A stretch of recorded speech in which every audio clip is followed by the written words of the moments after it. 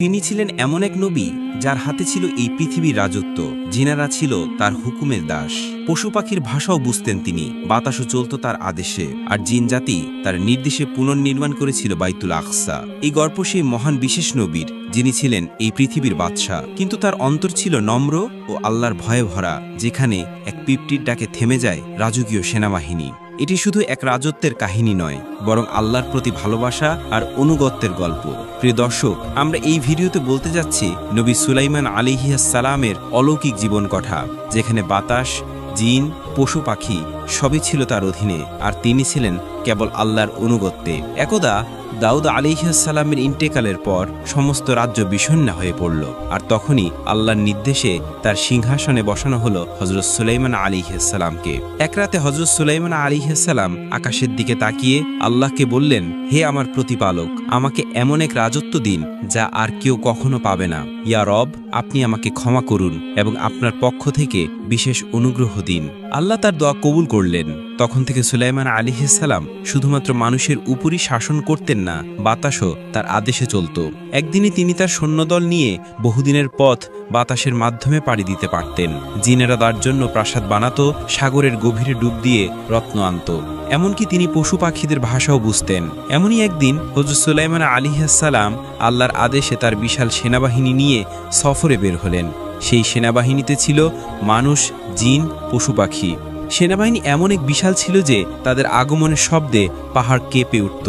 রাজ সিংহাসনে বসে হযরত সুলাইমান আলাইহিস সালাম তার সুশৃঙ্খল বাহিনীর গতি পর্যবেক্ষণ করছিলেন। পথে যেতে যেতে তার একসময় পৌঁছে গেলেন এক সবুজ গাছে ভরা উপত্যকায়, যেখানে ছোট ছোট গর্তে অসংখ্য পিপিলিকাদের এক রাজ্য ছিল। পিপিলিকার রাজা দূর থেকে হঠাৎ দেখতে পেল যে সুলাইমান আলাইহিস সালাম বিশাল বাহিনী নিয়ে ধেয়ে আসছেন। তখনই দায়িত্ববান সেই পিপিলিকার রাজা চিৎকার করে বলল, হে পিপিলিকার দল, তাড়াতাড়ি সবাই নিজ নিজ গর্তে আশ্রয় নাও, কেননা সুলাইমান আলাইহিস সালাম ও তার বাহিনী এদিকে এগিয়ে আসছে। তারা তোমাদেরকে না দেখে পদদলিত করে ফেলতে পারেন। সেই ছোট্ট পিপিলিকার সতর্কবার্তা স্পষ্টভাবে শুনতে পেলেন নবী সুলাইমান আলাইহিস সালাম। তিনি তখন আল্লাহর দরবারে মাথা নত করে বললেন, হে আমার প্রতিপালক, আমাকে এমন অন্তর দিন যাতে আমি সবসময় কৃতজ্ঞ থাকতে পারি। আপনি যে নিয়ামত আমাকে দান করেছেন তা যেন আমি উপভোগ করি সঠিকভাবে, এবং আমি যেন সৎকর্ম করতে পারি যা আপনি পছন্দ করেন। এরপর তিনি পিপিলিকার রাজাকে সম্মানের সাথে ডাকলেন এবং বললেন, হে পিপিলিকা, তুমি এত ছোট অথচ এত দায়িত্বশীল, তোমার কথা শুনে আমি মুগ্ধ। কিন্তু বলতো, তুমি কি সত্যি মনে করো আমি এমন একজন যে পশু পাখির ক্ষতি করব? পিপিলিকার রাজা বিনয়ের সাথে সামনে এসে দাঁড়িয়ে বলল, হে আল্লাহর নবী সুলাইমান, আমি আপনাকে কখনই জালিম ভাবিনি, বরং আমরা জানি আপনি প্রাণীদের সুরক্ষা দেন, তাদের অধিকার রক্ষা করেন। কিন্তু আমাদের রাজ্য এত ছোট যে আমাদের দেহ এত নাজুক, আমরা আপনার পায়ের নিচে না পড়েও পড়ে যেতে পারি। আমি কেবল আমার প্রজাদের নিয়ে উদ্বিগ্ন ছিলাম। যদি তাদের কোনো ক্ষতি হয় তবে আমি আল্লাহর কাছে দায়ী হব। আমার দায়িত্ব এই ছোট প্রাণীদের নিরাপদ রাখা, কারণ আমাকেও একদিন হিসাব দিতে হবে। প্রিয় দর্শক, আল্লাহ তাআলা কুরআনুল কারিমে এই আশ্চর্য ঘটনা আমাদের সামনে তুলে ধরেছেন, যা ঘটেছিল হযরত সুলাইমান আলাইহিস সালামের জীবনে। আল্লাহ বলেন, সুলাইমানের সামনে একত্রিত করা হলো তার বাহিনীকে, জিন, ইনসান এবং পক্ষীকুলকে, এবং তাদেরকে সুবিন্যস্ত করা হলো নানা দলে। যখন তার এক পিপিলিকার অধ্যুষিত এলাকায় পৌঁছালো, তখন এক পিপিলিকা বলল, হে পিপিলিকার দল, তোমরা দ্রুত নিজেদের গর্তে ঢুকে যাও, যেন অজ্ঞতাস্বরে সুলাইমান ও তার বাহিনী তোমাদের পিষে না ফেলে। এই কথাটি শুনে নবী সুলাইমান আলাইহিস সালাম মৃদু হেসে উঠলেন। একটি ক্ষুদ্র প্রাণীর এমন দূরদর্শিতার নেতৃত্ব এবং গুণ প্রজ্ঞা তাকে অভিভূত করল। তিনি পিপিলিকার রাজার প্রতি গভীর শ্রদ্ধাবোধ অনুভব করলেন এবং তার সঙ্গে কথা বলতে উদ্যোগী হলেন। তিনি জিজ্ঞেস করলেন, তোমাদের পিপিলিকার বাহিনীর সংখ্যা কত? পিপিলিকার রাজা সম্মান বজায় রেখে উত্তর দিল, ধরা যাক আমাদের প্রধান সেনাপতির সংখ্যা 400। প্রতিটি সেনাপতির অধীনে রয়েছে 4000 সুবাদার, প্রতিটি সুবাদের অধীনে রয়েছে 40 জন হাকিম, এবং প্রতিটি হাকিমের অধীনে রয়েছে 40,000 ফৌজদার। এইভাবেই আমাদের সংগঠিত বাহিনী কাজ করে চলে। এই বিশাল সেনা কাঠামো শুনে সুলাইমান আলাইহিস সালাম মুচকি হেসে বললেন, তোমাদের রাজ্য তো দেখছি যথেষ্ট শক্তিশালী এবং সুবিন্যস্ত। আচ্ছা বলো তো, তোমার রাজ্য ভালো নাকি আমার রাজ্য? পিপিলিকার রাজা বিন্দুমাত্র দ্বিধা না করে ধীর কণ্ঠে বলল, আমার রাজ্য আপনার চাইতে উত্তম, কারণ আপনার রাজ্য গড়ে উঠেছে জিনদের শ্রমে এবং বাতাসের সাহায্যে। এতে স্পষ্ট যে আপনি পরনির্ভরশীল, আর আমি কোনো বাহ্যিক সাহায্যের উপর নির্ভর করি না। আমার কোনো সিংহাসন নেই, নেই কোনো বাহ্যিক বাহিনীর সহায়তা, আমি নিজ শক্তিতেই নিজের রাজ্য পরিচালনা করি, এমনকি এক মুহূর্তের জন্য কারো উপর নির্ভর করি না। পিপিলিকার এই উত্তর হযরত সুলাইমান আলাইহিসসালামকে অভিভূত করে তুলল। তিনি অত্যন্ত প্রশংসার সুরে জিজ্ঞাসা করলেন, তোমার কথায় এত প্রজ্ঞা, এত যুক্তির ছাপ, এসব তুমি কোথায় শিখলে? পিপিলিকার রাজা তখন গভীর আত্মবিশ্বাসের সঙ্গে বলল, হে আল্লাহর নবী, যিনি আপনাকে এই বিশাল রাজত্ব, অসীম জ্ঞান ও প্রজ্ঞা দিয়ে পৃথিবীতে পাঠিয়েছেন, সেই মহান আল্লাহ তাআলাই আমাদেরও প্রয়োজন অনুযায়ী জ্ঞান দান করেছেন। তিনি কাউকে ছোট করে দেখেন না, প্রত্যেককে তাদের প্রয়োজন অনুযায়ী বুদ্ধি ও প্রজ্ঞা দান করেন। এই গভীর ও চিন্তাশীল কথাগুলো হযরত সুলাইমান আলাইহিসসালামের অন্তরে দারুণ প্রভাব ফেলল। তিনি বললেন, তুমি সত্যি অনেক জ্ঞানের অধিকারী হে পিপিলিকা। আমি চাই যদি কখনো আমার রাজ্য পরিচালনায় কোনো ত্রুটি তোমার চোখে পড়ে, তবে কোনো দ্বিধা না করে আমাকে জানাও। পিপিলিকার রাজা তখন মাথা নিচু করে বিনয়ের সঙ্গে সম্মান জানিয়ে বলল, হে আল্লাহর খলিফা, আপনার মতো একজন মহান নবীর রাজ্য পরিচালনার ভুল ত্রুটি নিয়ে আলোচনা করা আমার মতো এক তুচ্ছ পিপিলিকার পক্ষে বেয়াদবির শামিল। আমি তো ধূলিকণার মতো ক্ষুদ্র, আর আপনি সেই বাদশা যার ছায়ায় সমস্ত সৃষ্টি আশ্রয় নেয়। তবুও আপনি যখন নিজ মুখে আমাকে অনুমতি দিয়েছেন এবং স্নেহ ও শ্রদ্ধার দৃষ্টিতে দেখছেন, তখন আমি সমালোচনা নয় বরং বিনীতভাবে স্মরণ করিয়ে দেওয়ার অভিপ্রায় কিছু কথা বলি। অতঃপর একটু থেমে পিপিলিকার রাজা গভীরভাবে চোখে চোখ রেখে আবার বলল, আপনি এক সময় আল্লাহ তাআলার দরবারে এই দোয়া করেছিলেন যে, হে আমার প্রতিপালক, আমাকে এমন এক রাজ্য দান করুন যা আমার পরে আর কারো জন্য উপযুক্ত না হয়। নিশ্চয়ই আপনি শ্রেষ্ঠ দাতা। হে আল্লাহর নবী, আপনি তো জ্ঞানের ভাণ্ডার, প্রজ্ঞার আলো। আপনি তো জানেন আল্লাহর রাজ্য সীমাহীন, তার দান ফুরায় না। তাহলে কেন এই দোয়া? যদি আপনার পরে কোনো একজন বান্দাকে আল্লাহ আপনার মতো কিংবা আপনার চেয়ে বড় রাজ্য দান করেন, তাহলে আপনার আপত্তির কারণ কি? একজন নবী কি ঈর্ষার আশ্রয় নিতে পারেন, অথবা নিজ শ্রেষ্ঠত্ব চিরস্থায়ী করতে চান? আমি জানি না আমার কথাগুলো আপনাকে কষ্ট দেবে কিনা, কিন্তু আপনিই তো বললেন আমি যেন আপনার ভুল হলে স্মরণ করিয়ে দেই। আমি তাই করলাম, যেমন একজন প্রজার কর্তব্য রাজাকে সত্য স্মরণ করিয়ে দেওয়া। সুলাইমান আলাইহিসসালাম পিপিলিকার রাজার এই কথা শুনে কিছুক্ষণের জন্য নীরব হয়ে গেলেন। তারপর খুব ধীরে ধীরে তিনি বললেন, ভাই পিপিলিকার রাজা, তুমি যে গভীর উপলব্ধি নিয়ে আমার কাছে এসেছ, তা আমি শ্রদ্ধার সঙ্গে গ্রহণ করি। যদি আমার মধ্যে আরও কোনো ভুল সিদ্ধান্ত বা অহংকারের চিহ্ন দেখতে পাও, তবে বিনা দ্বিধায় আমাকে জানাও। আমি একজন আল্লাহর বান্দা, আমার দায়িত্ব হল প্রতিনিয়ত নিজের আত্মা শুদ্ধ করা। পিপিলিকাদের রাজা নতস্বরে জবাব দিল, হে নবী, হয়তো আমার কথাগুলো আপনার হৃদয়ে সামান্য কষ্টের রেখা এঁকেছে, তবু আপনি নিজেই তো আমাকে প্রতিশ্রুতি দিয়ে বলেছিলেন যে সত্য বলতে ভয় করবে না। আমি সেই প্রতিশ্রুতির প্রতি বিশ্বস্ত থাকতে এসব বলছি। হে সুলাইমান আলাইহিসসালাম, আপনি যে বেহেশতের আংটি ধারণ করেছেন, সেটির মাধ্যমেই তো আল্লাহ আপনাকে দিয়েছে আকাশচুম্বী ক্ষমতা। পূর্ব থেকে পশ্চিম, উত্তর থেকে দক্ষিণ সমগ্র দুনিয়া আপনার অধীন।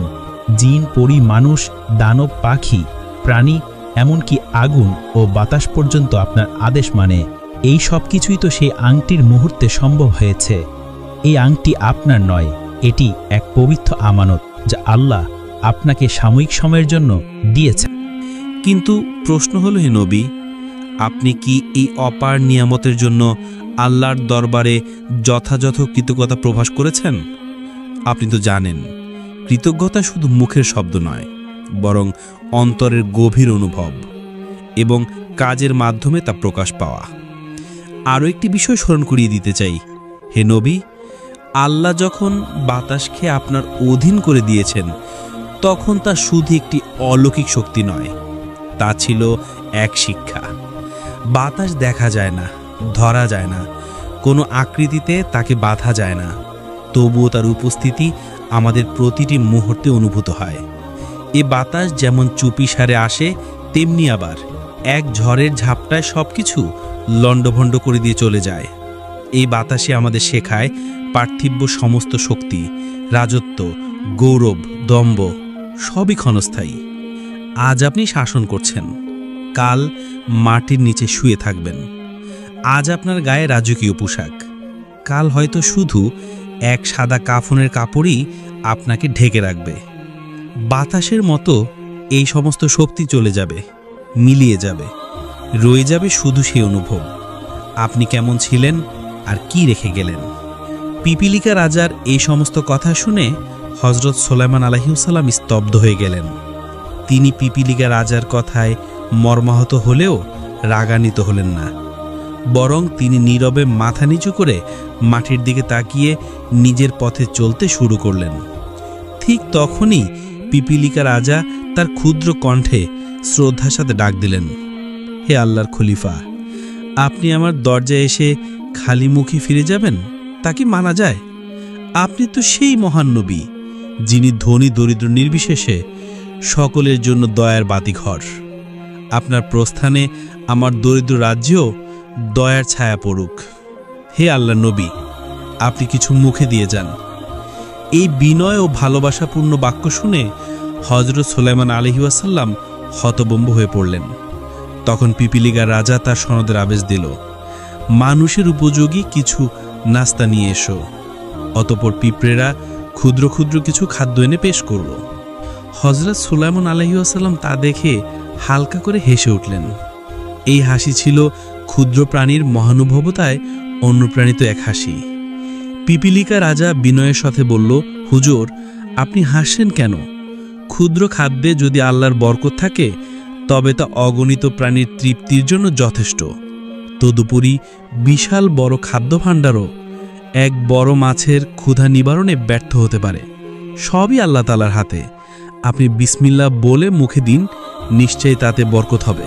হযরত সুলাইমান আলাইহিসসালাম বিসমিল্লাহ বলে সেই অল্প একটু খাবার থেকে একটুখানি মুখে দিলেন। তখনই তিনি অনুভব করলেন মুখে দেওয়ার পর তা আরও বড় হয়ে উঠেছে। যখন তিনি তা গিলে ফেললেন তার পেট যেন পরিপূর্ণ হয়ে গেল। তিনি অবাক হয়ে তার সৈন্যবাহিনীর সঙ্গী সাথী আমির ওমারাদের বললেন, তোমরাও একটু একটু করে গ্রহণ করো। সবাই এক চিমটি পরিমাণ করে খেলেন এবং আশ্চর্যভাবে প্রত্যেকেই তৃপ্ত হলেন। দ্বিতীয়বার আর কেউ খেতে উদ্যত হলেন না, কারণ সকলেই তৃপ্তিতে পরিপূর্ণ। কয়েক হাজার লোক এভাবে আহার সম্পন্ন করল। অথচ তখনও দেখা গেল পিপিলিকাদের আনা খাবারের মাত্র 1/4 শেষ হয়েছে। অতঃপর সুলাইমান আলাইহিসসালাম পিপিলিকা রাজাকে বিদায় জানিয়ে তার সৈন্য সামন্ত নিয়ে নিজ গন্তব্যের দিকে এগিয়ে যেতে লাগলেন। এরপর একদিন হযরত সুলাইমান আলাইহিসসালাম গভীর মনোযোগে দোয়ায় লিপ্ত হয়ে আল্লাহর দরবারে আরজি করলেন, হে আল্লাহ রাব্বুল আলামিন, তুমি আমাকে সারা পৃথিবীর বাদশাহী দান করেছ, নবুয়তের মর্যাদাও দিয়েছ। আমাকে এমন শক্তি ও সম্মান দিয়েছ যা আগে কখনো কেউ পায়নি। কিন্তু হে প্রভু, আমি তো চিরকাল এই পৃথিবীতে থাকব না। এই পৃথিবী ছেড়ে একদিন চলে যেতে হবে আমাকে। এই রাজত্ব, এই সিংহাসন, এই বাহিনী কিছুই তো আমার আর থাকবে না। তবু আমি চাই এমন একটি কাজ করে যেতে যা আমাকে তোমার প্রতি নিবেদিত প্রমাণ করবে, আর যেন কিয়ামত পর্যন্ত তোমার প্রিয় বান্দারা আমাকে মনে রাখে। আমি চাই তোমার পবিত্র ঘর বাইতুল আকসা নতুনভাবে নির্মাণ করতে। আল্লাহ সুবহানাহু ওয়া তাআলা তার প্রিয় নবীর এই দোয়া কবুল করলেন এবং বললেন, হে সুলাইমান, তুমি অবশ্যই তা পুনর্নির্মাণ করবে। এই অনুমতি পেয়ে হযরত সুলাইমান আলাইহিসসালাম আনন্দিত হলেন। তিনি সঙ্গে সঙ্গে তার মন্ত্রী পরিষদকে আহ্বান করলেন। তার মন্ত্রিসভায় তখন ছিল 2 প্রজাতির প্রতিনিধি। মানুষদের মধ্য থেকে 350 জন মন্ত্রী এবং জিনদের মধ্য থেকেও 350 জন মন্ত্রী। সভা বসল, সবাই সমবেত হল। হযরত সুলাইমান আলাইহিসসালাম বললেন, আমি বাইতুল আকসা পুনর্নির্মাণ করতে চাই। এটি একটি পবিত্র দায়িত্ব। পৃথিবীর সমস্ত জিনদের একত্রিত করো, সবাইকে আমার সামনে হাজির করো। তার এই হুকুমে জিন মন্ত্রীরা ছুটে গেল। বিশাল এক ময়দানে পৃথিবীর সব জিনজাতিকে একত্রিত করা হলো। সব জিন সমবেত হলে হযরত সুলাইমান আলাইহিসসালাম তাদেরকে বললেন, আমি আল্লাহর ঘর বাইতুল আকসা আবার গড়ে তুলব। এজন্য দরকার মূল্যবান হীরা, মুক্তা, জহরত এবং দুর্লভ পাথর।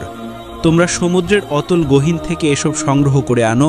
আমি এসব রত্ন দিয়ে আল্লাহর ঘরকে সাজিয়ে তুলব, যেন তা যুগ যুগ ধরে আলোকিত থাকে। সুলাইমান আলাইহিসসালামের এই আদেশ পেয়ে জিনেরা সঙ্গে সঙ্গে কাজ শুরু করে দিল। তারা সমুদ্রের তলদেশ থেকে একের পর এক দামি হীরা, মুক্তা, জোহরত ও ঝলমলে পাথর তুলে আনতে লাগল। এরপর হযরত সুলাইমান আলাইহিসসালাম জিনদের হাতে তুলে দিলেন বাইতুল আকসা নির্মাণের একটি চিত্র এবং বললেন, এভাবেই গড়তে হবে, এই ডিজাইন অনুসারেই হবে বাইতুল আকসার নির্মাণ। সুলাইমান আলাইহিসসালাম যখন বাইতুল আকসা নির্মাণের অনুমতি পেলেন আল্লাহর পক্ষ থেকে, তখন তিনি আর দেরি করলেন না। জিনদেরকে বললেন, শোনো, এবার কাজ শুরু করো। দিন রাত এক করে কাজ করতে হবে।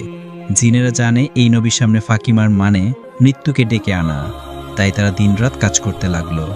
সুলাইমান আলাইহিসসালাম প্রথমে নিজের জন্য একটা কক্ষ নির্মাণ করলেন, পুরোপুরি কাজ দিয়ে, যেন তিনি সবকিছু দেখতে পারেন, কিন্তু কেউ তাকে স্পষ্টভাবে দেখতে না পারে। জিন্দারা দূরে থেকে কক্ষে তাকিয়ে ভাবত, এই যে নবী সুলাইমান তো কক্ষেই বসে আছেন, একদম তাকিয়ে আছেন আমাদের দিকে।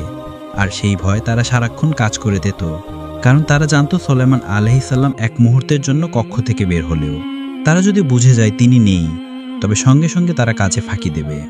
জিন জাতি ছিল একটু অলস, একটু ছটফটে, তাদের শাসন না করলে ঠিকঠাক মতো কাজ হতো না। কিন্তু নবী সুলাইমান আলাইহিসসালাম ছিলেন কড়া, ন্যায়পরায়ণ এবং ক্ষমতাবান। তার ভয়ে তারা দিন রাত বাইতুল আকসা নির্মাণের কাজ করে যাচ্ছিল। দিন যায়, রাত যায়, এমনি করে মসজিদুল আকসার কাজ প্রায় শেষের পথে। 3 ভাগের 2 ভাগ প্রায় সম্পন্ন। এমন সময় হঠাৎই সুলাইমান আলাইহিসসালামের সামনে হাজির হলেন একজন অতিথি। তিনি জিজ্ঞাসা করলেন, কে তুমি? সামনে দাঁড়িয়ে থাকা ব্যক্তিটি বললেন, আমি আল্লাহর ফেরেশতা মালাকুল মাউত, আজরাইল। আল্লাহর আদেশে আমি আপনার জান কবজ করতে এসেছি। সুলাইমান আলাইহিসসালাম কিছুক্ষণ চুপ থাকলেন, তারপর ধীরে ধীরে বললেন, তুমি জানো বাইতুল আকসার কাজ এখনো শেষ হয়নি। জিনেরা এখনো রাত দিন কাজ করছে। যদি তারা জেনে যায় আমি আর নেই, তবে ওরা আর এক মুহূর্ত কাজ করবে না। 3 ভাগের 2 ভাগ হয়েছে, আর 1 ভাগ বাকি। ভাই আজরাইল, একটু সময় দাও আমাকে। আজরাইল বললেন, হে নবী, আমি ক্ষমতাহীন, আল্লাহর আদেশ মানতেই হবে, সময় দিতে পারি না। সুলাইমান আলাইহিসসালাম হতভাবে বললেন, ভাই আজরাইল, আমি তো নিজের জন্য সময় চাইছি না, আর না আমার রাজত্বের জন্য, সিংহাসনের জন্যও না, আমার স্ত্রী পুত্রদের জন্যও না। আমি কেবল চাই আল্লাহর ঘরটা সম্পূর্ণ হোক, বাইতুল আকসা যেন পূর্ণ হয়। আমি শুধুমাত্র এই একটি কাজ শেষ করে যেতে চাই, যাতে কিয়ামত পর্যন্ত মানুষ আমাকে স্মরণ করে। আজরাইল আলাইহিসসালাম শান্ত কণ্ঠে বললেন, আপনি যদি কিছুটা সময় চান, তাহলে আল্লাহ রাব্বুল আলামিনের কাছে দোয়া করুন। তিনি যদি অনুমতি দেন, আর আমাকেও যদি সে অনুমতি দেন, তাহলে আমি ফিরে যাব। হযরত সুলাইমান আলাইহিসসালাম চোখ বন্ধ করে ধীরে ধীরে 2 হাত তুলে দোয়া করলেন, হে আমার প্রভু, হে আমার প্রতিপালক, তুমি যদি চাও আমি এখনই এই দুনিয়ার মায়া ছেড়ে চলে যাব, আর কোনো আপত্তি নেই আমার। কিন্তু আমি তোমার ঘর মসজিদুল আকসা পুনর্নির্মাণের জন্য কিছুটা সময় চাই। হে রব, তুমি তো জানো এই কাজ চলছে জিনেদের দ্বারা। তারা আমার উপস্থিতির ভয় দিনরাত খেটে চলেছে। এখন যদি আমি চলে যাই, তারা কাজ বন্ধ করে দিবে, মসজিদের কাজ অপূর্ণতাকে যাবে। তাই হে রব, আমাকে সামান্য একটু সময় দাও, শুধুমাত্র এই একটি কাজ আমাকে শেষ করে নিতে দাও। আল্লাহ তাআলা সাড়া দিলেন, হে আমার নবী সুলাইমান, আমি এই পৃথিবীর সৃষ্টির শুরু থেকে আজ পর্যন্ত কাউকে অতিরিক্ত সময় দেইনি। এটা আমার বিধানের বাইরে। আমার সিদ্ধান্তে মালাকুল মাউত যার দরজায় যাবে, সে কখনই খালি হাতে ফিরবে না। আল্লাহ এর কথা শুনে হযরত সুলাইমান আলাইহিসসালাম মাথা নিচু করে বললেন, হে আল্লাহ, আমি সন্তুষ্ট, আপনি যেটা ভালো মনে করেন সেটাই হোক। তবে একটি প্রশ্ন, আমার মৃত্যুর পর কি মসজিদুল আকসার কাজ সম্পন্ন হবে না? আল্লাহ তাআলা স্নেহভরা কণ্ঠে বললেন, হে সুলাইমান, চিন্তা করো না, এই দায়িত্ব এখনও আমি আল্লাহ নিয়ে নিলাম। তোমার মৃত্যুর পরও এই কাজ শেষ হবে। জিন জাতিরাই এই কাজ সম্পন্ন করবে, তাদের অজান্তেই। আল্লাহ এই আশ্বাসে সুলাইমান আলাইহিসসালাম নিশ্চিন্ত হলেন। তিনি ধীরে ধীরে সেই কাচের কক্ষে প্রবেশ করলেন, একটি লাঠিতে ভর দিয়ে দাঁড়ালেন, আর চোখে চোখ রেখে তাকিয়ে থাকলেন জিনদের দিকে, যেন তিনি এখনও বেঁচে আছেন, নজর রাখছেন সব কিছুর ওপর। এরপর মালাকুল মউত সুলাইমান আলাইহিসসালামের জান কবজ করে নিলেন। সুলাইমান আলাইহিসসালামের ইন্তেকাল হয়ে গেল। এখানে একটা কথা বলে রাখি, নবীদের একটা বিশেষ মুজজা আছে, আর তা হলো আল্লাহ তাদের দেহ পবিত্র ও অক্ষত অবস্থায় রাখেন। সুলাইমান আলাইহিসসালাম তখনও লাঠিতে ভর দিয়ে সেই জিনদের দিকে তাকিয়েছিলেন। অন্যদিকে জিনেরা ভাবতে লাগলো, আমাদের বাদশা তো চোখে চোখ রেখে আমাদের দেখছেন, কোনোভাবেই কাজে থেকে ফাঁকি দেওয়া যাবে না, একটু গড়িঞ্চি করলে তো কঠিন শাস্তি আসবে আমাদের ওপর। এই ভয়ে তারা রাত দিন হাড় ভাঙা পরিশ্রম করে চলল, আর এভাবেই বাইতুল আকসার কাজ পরিপূর্ণভাবে শেষ করল তারা। কিন্তু তারা এখনও জানে না যে সুলাইমান আলাইহিসসালাম আর এই দুনিয়াতে নেই। এদিকে খুব ছোট্ট একটা পোকা, ঘুনে পোকা, যে চুপি চুপি কাজ করে চলছে, সে আস্তে আস্তে সুলাইমান আলাইহিসসালামের লাঠি খেতে লাগলো। তিল তিল করে একটা লাঠি খুঁড়ে খুঁড়ে খেতে তার সময় লেগে গেল পুরো 1 বছর। অবশেষে যখন লাঠির নিচের অংশ একেবারে শেষ হয়ে গেল, তখন সুলাইমান আলাইহিস সালামের ভার ধরে রাখতে আর পারল না সেই লাঠি। তখনই তিনি ধপ করে মাটিতে পড়ে গেলেন। এই দৃশ্য দেখে জিনাদের তো মাথা খারাপ। তারা তড়িঘড়ি করে দৌড়ে এলো। কি হলো আমাদের বাদশার, এভাবে হঠাৎ পড়ে গেল কেন? তারা এসে দেখল তিনি আর নেই। যিনি 1 বছর ধরে দাঁড়িয়েছিলেন চোখে চোখ রেখে তাদের কাজ করাচ্ছিলেন, তিনি তো অনেক আগেই ইন্তেকাল করেছেন। আর যেই লাঠিতে তিনি ভর দিয়েছিলেন সেই লাঠি ঘুণে পোকা খেয়ে ফেলেছে। জিনেরা তখন থমকে গেল, ভাবতে লাগলো, তবে কি সুলাইমান আলাইহিস সালামের মৃত্যু অনেক আগেই হয়েছিল? তারা তখন অনুসন্ধানে নেমে পড়ল। তারা একটা নতুন লাঠি এনে তাতে আবার ঘুণে পোকা লাগিয়ে দিল। তারপর সারাদিন ধরে ঘুণে পোকা কতটুকু খায় সেটা হিসাব করল। এভাবে তারা হিসাব করে বুঝতে পারল এই পরিমাণ কাঠ খেতে সেই ঘুণে পোকার লেগেছে পুরো 1 বছর। মানে সুলাইমান আলাইহিস সালামের মৃত্যু হয়েছিল আজ থেকে 1 বছর আগেই। একটা লাঠিতে ভর দিয়ে তিনি দাঁড়িয়েছিলেন, আর একটা ছোট্ট পোকা ধীরে ধীরে সেই লাঠি খাচ্ছিল। আর সেই লাঠি যখন একেবারে খেয়ে ফেলা হলো, তখন তিনি পড়ে গেলেন। এই বিষয়ে কুরআনুল কারিমে আল্লাহ বলেন, অতঃপর যখন আমি সুলাইমানের মৃত্যু ঘটালাম, তখন কাউকে তার মৃত্যুর কথা জানাইনি, তার লাঠি খেয়ে খেয়ে ফেলা একটি পোকা ব্যতীত। তারপর যখন সে মাটিতে লুটিয়ে পড়ল, তখন জিনেরা বুঝতে পারল যে তারা অদৃশ্য বিষয়ের জ্ঞান রাখে না। যদি তারা অদৃশ্য বিষয়ের জ্ঞান রাখত, তবে তারা এই লাঞ্ছনাকর শাস্তিতে পতিত থাকত না। সূরা সাবা 14। তো প্রিয় দর্শক, এই ছিল আজকের ভিডিওটি যদি আপনাদের ভালো লেগে থাকে তাহলে অবশ্যই লাইক করবেন এবং এমন আরও ভিডিও পেতে আমাদের চ্যানেলটি সাবস্ক্রাইব করবেন। ধন্যবাদ।